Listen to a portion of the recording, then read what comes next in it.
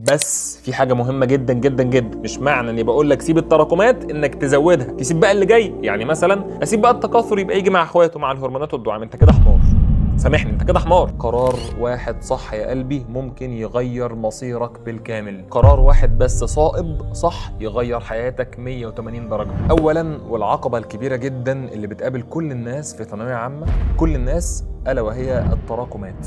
نعمل ايه؟ بص يا سيدي، انت عندك اختيارين. الاختيار الاول ان يكون اللي جاي الفترة اللي جايه هتاخد حاجات مش مترتبة على التراكمات. لو التراكمات اللي عندك مترتب عليها اللي جاي يبقى ما ينفعش تتساب، لازم تدخل عاجل وفوري تخلص. طيب لو اللي جاي بقى ملوش علاقه بالتراكمات خالص، يعني مثلا هبدا تكاثر وانا مراكم العضلات، قشطه سيبها. ما عندكش وقت تذاكرها سيبها، وهيجي وقتها ما تستعجلش. يعني يا دكتور هنعرف نرجع لها ولا هتتساب للابد؟ هتعرف ترجع لها ما تقلقش. المراجعات يا شباب جايه كتير جدا في نص السنه، في نهايه شهر 12 كل الناس بتوقف وتراجع. فهل في فرصه بعد كده انك تلم؟ في فرصه. خلي بالك يا قلبي، ده لو انت ما عندكش وقت واللي جاي مش مترتب على اللي فات. طب اللي جاي يا دكتور مترتب على اللي فات وعندي وقت، ازاي الم التراكمات اللي عندي؟ بص يا قلبي، انا عندي يا جماعه نهج جميل جدا جدا كنت بتبعه في ثانويه عامه وفي الكليه. اي وقت كنت بذاكر فيه كنت بعمل كده، كنت بخلي في الاسبوع عندي يوم فاضي، وانت تقدر تعمل ده. نظم دروسك يوم من اوله لحد اخره للتراكمات. بتصحى الفجر تنام بعد العشاء، انا بذاكر التراكمات دي يا دكاتره. طريقه متجربه وان شاء الله هتنفع معاكم جدا جدا جدا. مراكم وعندك مذاكره ياما، خصص يوم في الاسبوع للقديم. يا سلام بقى لو يومين يبقى عظمه. طب ما عنديش وقت، سيب التراكمات وهيجي لها فرصتها ان شاء الله. بس في حاجه مهمه جدا جدا جدا، مش معنى اني بقول لك سيب التراكمات انك تزودها تسيب بقى اللي جاي. يعني مثلا اسيب بقى التكاثر يبقى يجي مع اخواته مع الهرمونات والدعامه، انت كده حمار.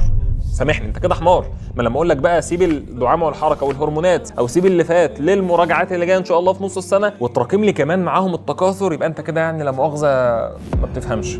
ليه بقى؟ لان انت سايب حته قد كده. ما انت عندك وقت تخلص اللي جاي، يعني ابدا من دلوقتي في اللي جاي اول باول، ما تراكمش اي حاجه في اللي جاي. التراكمات القديمه ان شاء الله ان شاء الله هنعرف نرجع لها ونلمها، ولكن ما تزودهاش. هي تتلم لحد دلوقتي لحد الان في السنه يا جماعه اللي فات يتلم شابترين في كل ماده، الدنيا ايه ان شاء الله في الهادي منه. لكن لو بقوا 3 كارثه، لو بقوا 4 كارثتين. فارجوك ذاكر اللي جاي اول باول. كده اتكلمنا عن التراكمات باختصار. تقعد وتعسكر وتلمها في حالتين: لو عندك وقت وعاوز تلم تمام، او لو اللي جاي مترتب على اللي فات. لو ما عندكش وقت او اللي جاي مش مترتب على اللي فات سيبها، هتتراجع ان شاء الله بعد كده في المعسكرات والمراجعات النهائيه. نيجي يا شباب بقى لكارثه كبيره جدا جدا: درجات الشوامل اللي بتخلي الناس حرفيا ترجع لورا خطوات كتير قوي ويصيبها احباط وزعل شديد جدا. انا مذاكر كويس وبجيب درجات كويسه في الكويزات بتاعه المحاضرات وبحل كتب كتير وبعرف احل مع نفسي، بس باجي في الشامل احس ان انا صدمه شوك، انا مش عارف احرك القلم. انا يعني بحاول اعمل كل حاجه وفي الاخر برضو الدرجات مش كويسه. بص يا قلبي، اولا كده حضرتك تحب تغلط دلوقتي ولا تغلط اخر السنه؟ ببساطه سيمبلي دكتور، طبعا طبعا طبعا اتبهدل دلوقتي. هي ليها علاقه؟ طبعا ليها علاقه يا قلبي. يا جماعه اخر السنه احنا بنحط في الامتحان اخر السنه عصاره وخبره السنه كلها، عصاره وخبره الامتحانات كلها. اي حاجه بتغلط فيها دلوقتي بتعلمك لاخر السنه ان شاء الله. فما تزعلش ابدا على اي اخطاء، ما تتضايقش من اي درجه وحشه اقل من توقعاتك، درجات حراره. بس يا جماعه الكلام ده طبعا للناس اللي بتذاكر، الناس اللي بتعمل اللي عليها. الناس بقى الكسوله اللي اصلا مش بتذاكر وبتجيب درجات مش كويسه، ده الكلام ده مش ليكم، انتوا محتاجين تذاكروا. انا بتكلم مع الناس اللي بتذاكر بس الدرجات مش عاجباها. نتعلم من اخطائنا ونستفيد عشان باذن الله اخر السنه الاخطاء دي تخلينا اقوياء اخر السنه. الشامل يا قلبي بيقيم المستوى الحقيقي بتاعك، فاعتبر الشوامل اقلام على وشك عشان تصلح اخطائك.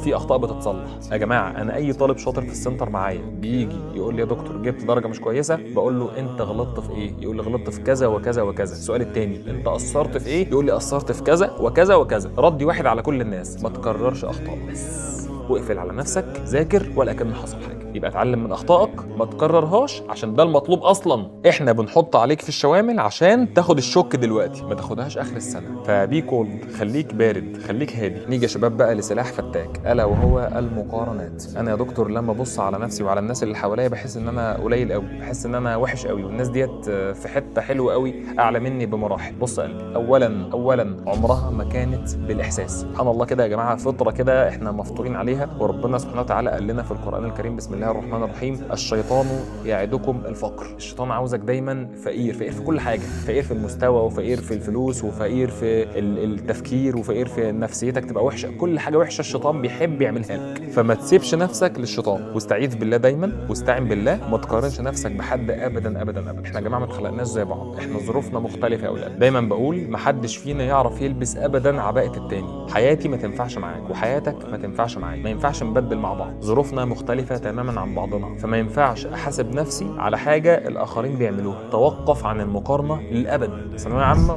كليه، حياتك، ما تقارنش نفسك بحد ابدا ابدا ابدا. طيب مشكله عويصه ثانيه، اهلي شايفيني حاجه كبيره قوي، بس حاسين ان انا مجهودي ده ما يوصلنيش للحاجه اللي هم شايفيني هناك فيها دي، وحاطين عليا لود وبريشر وضغط رهيب ان انت هتبقى حاجه كويسه قوي، وانا مش حاسس نفسي هوصل. في بعض الاحيان بيزعقوا لي طب ذاكر، طب ما تلعبش، الكلام ده كله. يا جماعه لازم نعرف ونتيقن ان اهلنا المحرك اللي بيخليهم يكلمونا هو الحب، الخوف، خايفين عليه، ده اولا. تاني حاجه، حاضر ونعم بتريح يا شباب، حاضر ونعم بتريح. ان حضرتك طلب منك حاجه، حاضر هعملها ان شاء الله. دعواتكم ليا يا شباب، لو بنرد على اهلنا بالطريقه دي والله ما هيزعلوكوا ابدا ابدا ابدا، وهيدعوا لكم، ودعوه منهم كفيله توصلكم لحته انتوا لا تتخيلوها اصلا. وفي الاخر يعني التوفيق والحظ مهمين جدا. التوفيق ده بيجي لمين؟ للمجتهد والامه داعيه من الاخر. فما تزعلش اهلك، اسمع، تقبل الكلام بكل صدر رحب عادي جدا جدا ولا اي مشكله، وخلي ردودك دايما لطيفه. طيب ختاما، انا بضيع يا دكتور،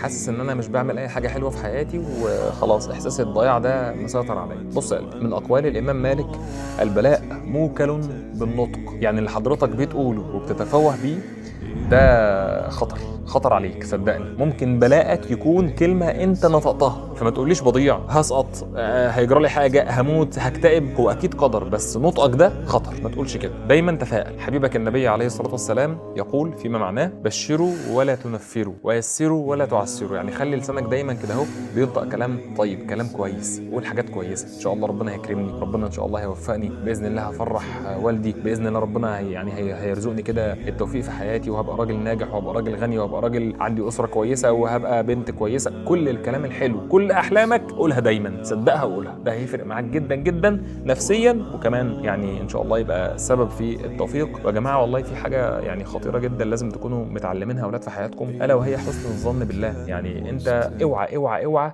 تيأس او تعجز او تقول لا ده بعيده، اوعى. دايما ان شاء الله ربنا هيحقق لي احلامي المستحيله بالنسبه للبشر وحساباتي، يعني هي بالنسبه لي مستحيله، بس ان شاء الله ربنا هيوديني في حته بعيده قوي. ده حسن الظن بالله. خلاص، فطولنا عليكم شويتين، فبس كده خلصنا. نشوفكم على خير ان شاء الله. بس كده، نشوفكم على خير ان شاء الله، والسلام عليكم ورحمه الله وبركاته.